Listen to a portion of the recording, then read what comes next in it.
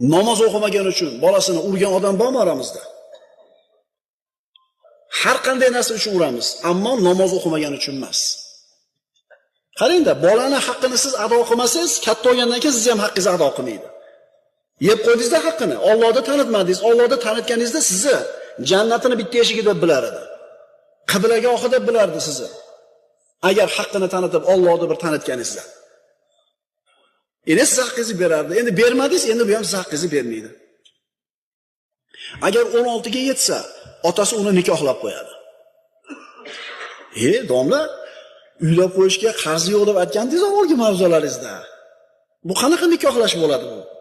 Bu uylab xotin berish emas. Birovni qiziga xutba qilib qo'yiladi.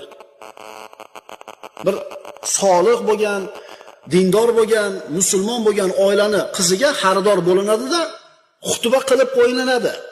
Uylab qo'yadi emas, uy solib beradi emas, mashina beradi emas.